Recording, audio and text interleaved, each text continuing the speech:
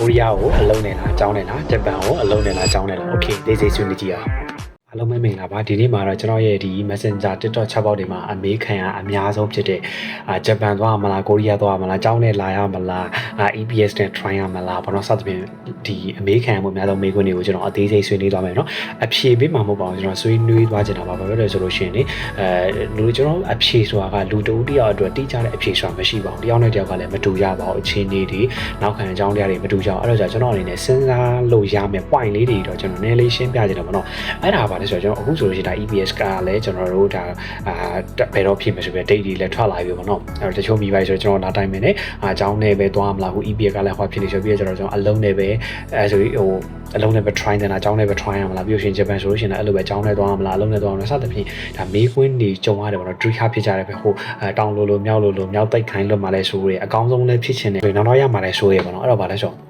ဟိုပထမဆုံးတစ်ခုသိချာမှာလေကျွန်တော်ကကိုရီးယားသွားရင်ဂျပန်သွားလည်းမပြောဂျပန်သွားရင်ကိုရီးယားသွားလည်းမဒါရိုးရှင်းရှင်းလေးပဲပြောရရင်တော့လေအရင်ရှုပ်ထွေးနေမှာခက်ခဲနေတယ်မို့ပြောဟိုဂျပန်သွားပြီးတော့ကိုရီးယားအခွင့်အရေးကိုလိုချင်လို့မရသလိုကိုရီးယားသွားပြီးတော့ဂျပန်အခွင့်အရေးကိုလိုချင်လို့လည်းမရဘူးပေါ့နော်အဲ့တော့ဗာလဲဆိုတော့ကျွန်တော်တို့ကတစ်ခုခုကိုကျွန်တော်ကရွေးချယ်လိုက်ပြီးဆိုလို့ရှိရင်တော့ကျန်တဲ့တစ်ခုကိုတော့ကျွန်တော်တို့အုံနောက်ထဲကနေပြီးတော့လုံးဝဒီကျွန်တော်ဖုန်းတွေကို factory size ရိုက်ချလိုက်သလိုကျွန်တော်အကုန်လုံးမေးပလိုက်ရမယ်ပေါ့နော်အဲ့တော့ဗာလဲဆိုတော့နံပါတ်1ပါလဲကိုရီးယားကိုကြောင်းနဲ့သွားမလားအလုံးနဲ့လားအဲ့မှာကျွန်တော်စဉ်းစားရမှာဗာလဲဆိုတော့ကျွန်တော်အနေနဲ့ပတ်စံလည်းရှိရဲဒါပတ်စံလည်းရှိရပါတော့ပတ်စံလည်းရှိရဲဆိုလို့ရှိရင်တော့ကိုရီးယားကိုဆိုလို့ရှိရင်ကိုရီးယားဝဲကွလာမယ်နော်လာမယ်လို့စဉ်းစားတယ်ကျောင်းနဲ့ကိုပဲအားပေးတယ်ကျောင်းနဲ့ကိုပဲအားပေးတယ်ဘာလို့လဲဆိုတော့ကျွန်တော်လေကိုပတ်စံလည်းရှိရဲကိုရင်ပတ်စံလည်းတက်နိုင်တယ်ဆိုလို့ရှိရင်တော့လေအသက်အရွယ်တစ်ခုတည်းအရင်မကြည့်သေးဘူးငယ်သေးရဆိုလို့ရှိရင်တော့ကျောင်းနဲ့လာကိုဖိုးကိုပဲအားပေးတယ်ဘာဖြစ်လို့ဆိုတော့ကျွန်တော်ဟိုဥပမာပြကျွန်တော်ဒီနိုင်ငံမှာဟိုဘယ်လိုလဲဆိုတော့ပတ်စံရဖို့အတွက်တင်မဟုတ်ဘူးကျွန်တော်ရေရှည်ပြန်စဉ်းစားမှာပေါ့မြန်မာနိုင်ငံရောက်ရင်ဘာလုပ်စားမှာလဲဆိုတာလည်းပြန်ပြီးတော့တွေးရအောင်ပါလေဟိုဒီနိုင်ငံမှာကျွန်တော်ကအကြောင်းတက်ပြီးသွားပြီဆိုတဲ့ပုံစံမျိုးမဟုတ်ဘူးဗျာပြင်မလားအဲ့တော့ကျတော့ဟိုအကြောင်းလဲဆိုလို့ရှိရင်ကျွန်တော်တို့ကဗီဇာတွေကအမျိုးမျိုးရှိရဗျာဟိုဘယ်လိုလဲဆိုတော့ကျွန်တော်တို့ဒါပုံမှန်ဆို D4 D4 နဲ့ D2 D2 နဲ့ D10 E7 စသဖြင့်အများကြီးပဲသွားလို့ရတယ်ကျွန်တော်နောက်ဆုံးဒါဟိုကိုရီးယားမှာဒီအများနဲ့နေဆိုင်ခွင့်ဗီဇာတွေဒီဒါကိုကြိုးစားတယ်လို့အများကြီး change လုပ်လို့ရတယ်ပေါ့နော်ပြောင်းလို့ရတယ်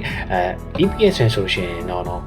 ကကျွန်တော်တို့ကဗာလဲဆိုတော့ကန်တရားနဲ့လောင်ကြီးထပ်မှာပါဒါပူပွင့်လင်းလင်းအမှန်တိုင်းရှင်းပြတာပြောပြတာဒါကျွန်တော်ကိုဒါဟို EPS တင်တဲ့လူဆိုရှင်တော့ကျွန်တော်ကိုနည်းနည်းလေးအမြင်ကောင်းကလိမ့်မယ်ဒါပေမဲ့ကျွန်တော်လက်တွေ့အမှန်တရားကိုပြပြတာပါဘာလို့ဆိုတော့ကျွန်တော်လေကန်တရားနဲ့လောင်ထားတာအကောင်လုံးလည်းသိရဗျာအောင်ဖို့အရန်ခတ်ပါတယ် EPS ကဘာလို့လဲဆိုတော့အမှတ်ပြည့်နီးပါးလောက်ကိုရမှာဖြည့်ဆို့သူအရန်များတယ်အောင်ပြီးရင်တော့တေးကြလားဆိုတော့ no မတေးကြဘူးဘာတေးကြဆိုတော့ဘာလို့ဆိုတော့ဟိုအောင်ပြီးရင်တော့မှဒါသူတို့ဒီဟွာရဲမှာလည်းပါပြီးသားဆောင်ပွဲဟွာရဲမှာလည်းပါပြီးသားဘာလို့ဆိုတော့အောင်ပြီးရင်တော့မှကျွန်တော်တို့က calling ကြားဖို့ဆိုတာမတေးကြဘူးလို့ပြောထားပြီးသားလေကျွန်တော်ပြောသလိုပါတယ်ကန်တရားနဲ့လောင်ကြီးချမှာရောက်သွားရင်တော့ဒါအများကြီးပဲကိုယ်တော့ကန်ကောင်းတယ်ပေါ့နော်အဲ့လိုမှမဟုတ်ပဲတချို့ဆိုလို့ရှိရင်ကျွန်တော်လည်းပတ်သက်ဆက်နွယ်တဲ့နေရာတို့တချို့ဆိုလို့ရှိရင်ဒီ2နှစ်ရှိနေရ3နှစ်ရှိနေ calling မပါသေးရအစင်တော့မတည်အမျိုးမျိုးရှိရပါဒီမှာအဲ့တော့ကျတော့လေဟိုကိုယ်အိမ်ကလည်းပတ်စံအရင်လည်းမတက်နိုင်ဘူးကိုရီးယားကိုလည်းသွားခြင်းတယ်ဒါပေမဲ့ကန်တရားနဲ့လည်းလောင်ကြီးထက်ကြည့်ခြင်းတယ်ဆိုရှင်တော့ဒါ EPS ကို try ကြည့်ဒါကျွန်တော်ပြောနော်ဒါကန်တရားနဲ့လည်းလောင်ကြီးထက်မယ်ပြီးရှင်ကိုယ်အိမ်ကလည်းပတ်စံအငွေကြီးအရင်မတက်နိုင်ဘူးအနည်းဆုံးများကျောင်းနဲ့ try မယ်ဆိုရှင်ဒါအသိန်းက900-800ဝန်းကျင်ထိရောက်ကိုရောက်တယ်ဗျာဒါဟုတ်တယ်မလားအဲ့တော့ကိုယ်ရင်ပတ်စံတက်နိုင်တယ်ဆိုရှင်တော့ကျောင်းနဲ့လာခဲ့အဲ့လိုမှမဟုတ်ဆိုလို့ရှိရင်ကျောင်းနဲ့ဆိုပတ်စံလည်းမတက်နိုင်ဘူးဒါပေမဲ့ကိုရီးယားလည်းလာခြင်းတယ်ဆိုရင်တော့ EPS တန်တစ်ချက် try ကြည့်ဒါကိုရီးယားနဲ့ပတ်သက်တာ